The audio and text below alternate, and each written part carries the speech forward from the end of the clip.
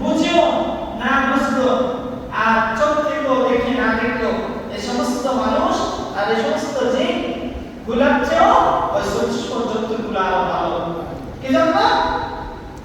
সকালবেলা যখন মসজিদে আজান হয়, ফজর আজান হয়, কুকুর আল্লাহর কাছে প্রশংসা করে, এই মহান রব, এই মহান প্রতিপালক, তোমার শুকরিয়া, তোমার প্রশংসা, তোমার শুকরিয়া, তোমার প্রশংসা।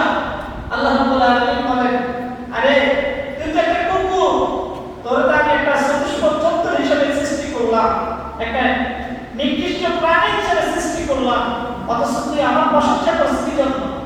কুকুর আল্লাহর কাছে উত্তর দেয়, আল্লাহ এজন্য প্রশংসা করি যে তুমি আমাকে কুকুর হিসেবে সৃষ্টি করছো, মানুষ হিসেবে করো না।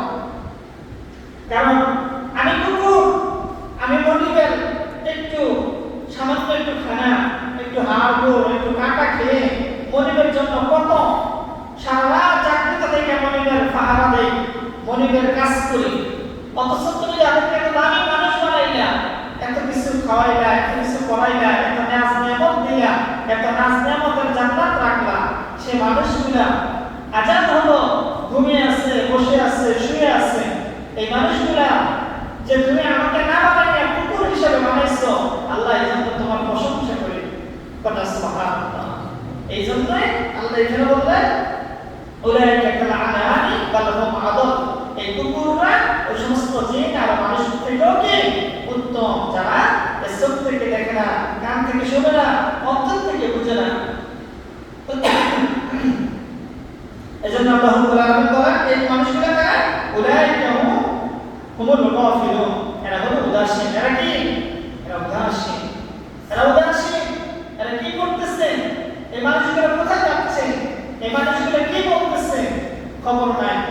দিল দিয়ে বুঝতেছে না, চোখ দিয়ে দেখতেছে না, কান দিয়ে শুনতেছে না। এই মানুষগুলো চেয়ে এই চতুষ্প জন্তুগুলো বলছে আল্লাহ রাব্বুল আলামিন, তাদের এই মানুষগুলো এই জিনগুলো চেয়ে উত্তম।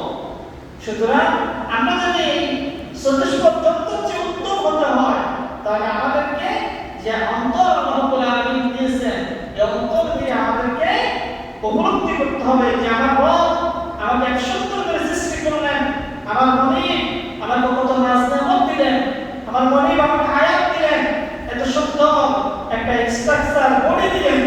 সেই মনিবের প্রশংসা করা আমার দরকার, এই অন্তর দিয়ে বোঝা দরকার।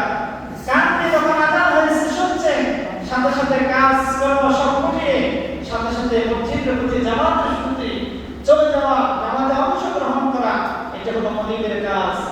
এটা হলো একজন মনিব মুসলমানের কাজ। এটা হলো